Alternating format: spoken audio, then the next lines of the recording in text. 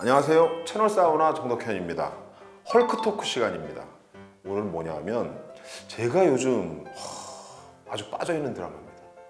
세상에 이렇게 신박한 드라마가 산후조리원. 사실 이 드라마가 이게 될까? 드라마가 될까 하는 생각을 했습니다. 왜? 산후조리원 공간 다 알아. 사실 뭐 저도 애를 낳고 우리 와이프 산후조리원에 있었거든요. 그래서 저도 들어가서 같이 지내봤어요.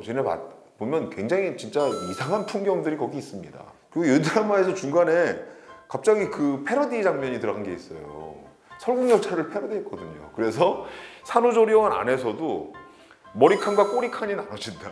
그래서 머리칸은 정보가 많은 사람들, 이 모유 수입뿐만 아니라 이 산모에 대한 정보가 많은 사람들이 머리칸 사람들이에요. 거기에 대표적인 인물이 박하서 씨. 하지만 이 오현진 씨는, 여기 나오는 오현진이라는 캐릭터, 엄지원 씨는 사실은 꼬리칸이죠. 사실 이 엄지원 씨는 워킹맘의, 성공한 워킹맘의 표상입니다. 이 드라마에서 처음 등장에 딱 그렇게 등장을 하는데 최연소 상무예요, 상무. 근데 아이를 갖고 애를 낳으면서 최고령 산모가 되죠. 기가 막히게 이게 좀 라임이 맞지 않습니까? 상무에서 산모로. 그래가지고 이 산모가 된 이후에 자기가 일로서 뭔가 이뤘던 어떤 그 워킹맘으로서 이뤘던 업적들이나 자기의 삶의 어떤 부분들이 있잖아요. 나 자신이 굉장히 일어난 부분들이 있는데 그런 부분들이 다 없어지는 거예요. 그러면서 엄마로서의 삶을 강요받는 이런 얘기들이 등장을 하는 거죠. 그래서 이 두 개가 아주 첨예한 대결 구도를 이룹니다.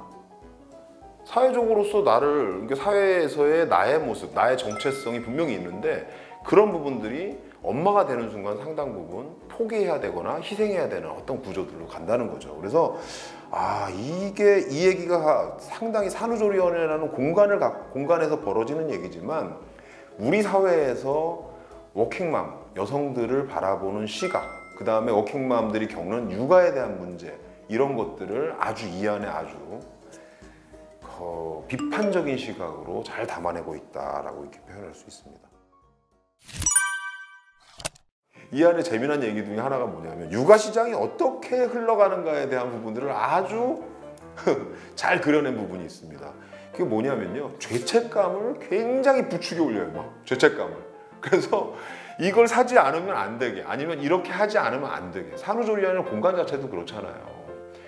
그렇게 조리를 해야 아이한테 좋을 것이다. 아이한테 모유를 먹이지 않으면 나중에 아이가 조금 아프다기만 하면 내가 그때 모유를 안 먹여서 그런가? 무슨 일만 나면 그때 내가 모유를 안 해서 계속 이런 죄책감을 만든다는 거예요. 그래서 모유수를 하게 만드는 엄마로서 살아가는 그런 강박관념 같은 것들을 이 사회가 굉장히 강요하고 있다는 건데 그게 시장의 마케팅하고 연결이 돼 있어요. 그래서 여기 사실은 이제 엄마뿐만 아니라 아빠들도 이런 것들을 똑같이 겪는데 유모차 파는 얘기가 정말 기가 막히게 나옵니다.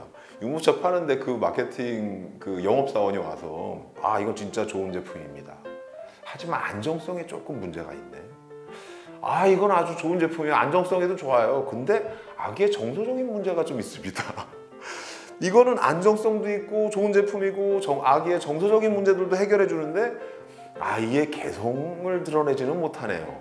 이러면서 점점점 좋은 제품을 계속 내보여요. 그래서 나중에는 이게 처음에는 한 30만 원짜리 유모차에서 시작을 해가지고 나중에 몇백만 원짜리 유모차를 사게 되는 이런 상황이 생기는 거죠.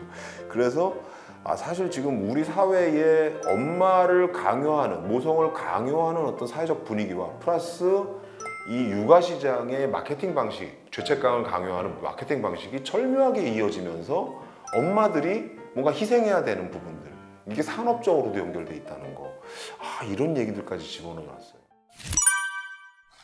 사실 산후조리원은요, 좀 약점도 좀 있는 드라마입니다. 무슨 약점이 있냐면 이게 한 공간에서 벌어지는 거잖아요. 그래서 설국열차 구조랑 비슷해요. 그 공간 하나에서 여러 가지 그 어떤 산업적인 얘기, 사회 풍자적인 얘기들을 은유해서 담고 있기 때문에 조금은 폐쇄적인 얘기, 그래서 굉장히 다양한 얘기로 이게 흘러가기는 되게 어렵습니다. 그렇기 때문에 드라마도 전체적으로 보통 드라마가 16부작이잖아요. 근데 이 드라마는 8부작으로 짧게 구성이 되어 있습니다. 그만큼 다양한 에피소드를 그려낼 수 없다는 게 좀 한계가 있고, 그 다음에 자칫 잘못하면 약간 도식화되는 경향이 생겨요. 뭐냐면 사회를 은유하다 보니 그 산후조리원의 어떤 이야기가 약간 뭐 이게 대결 구도도 정확하게 도식화돼서 그려진다거나 이런 방식으로 흘러갈 수 있는 상황들이 생긴다는 거죠. 그리고 또 한 가지 또 뭐가 있냐면 여성들 입장에서 드라마는요, 현실적인 얘기보다는 좀 판타지를 자극할 수 있는 부분들이 있어야 보게 되거든요. 근데 처음에 이 엄지원 씨가 아이를 낳는 과정은 정말 너무나 리얼하게 그려내요. 그래서 그런 부분들이 조금 약점이다라고 볼 수 있는데, 우리 사회가 갖고 있는 여성의 어떤 육아에 대한 문제, 엄마로서의 문제, 이런 부분들을 잘 다루고 있다는 측면에서 여성뿐만 아니라 남성들도 꼭 봐야 되는 드라마 아닌가라는 생각을 하게 됩니다. 좋은 드라마예요. 그리고 아마 좀 마음을 열고 보면 이걸 통해서 아, 한국 사회의 육아 문제들이 조금 이렇게 좀 심각하구나. 그리고 많은 여성들이 아이를 낳았다고 해서 뭔가 자기가 하는 일이나 이런 부분들에 있어서 불이익을 받거나 아니면 뭔가를 강요받지 않는 그런 사회를 생각하신다면 이 드라마 보면서 많이 지지를 해주셨으면 좋겠습니다. 그래서 제가 정한 헐크 지수 약간 편파적입니다. 2대 8입니다. 좀 많이들 보셔고 거기에 좋은 이런 내용들이 있다는 걸 많이 공감해 주시면 우리 사회도 조금은 좋아지지 않을까 하는 생각을 하면서 오늘 헐크톡 시간 이걸로 마치겠습니다. 감사합니다. 구독, 좋아요, 댓글도 써주세요.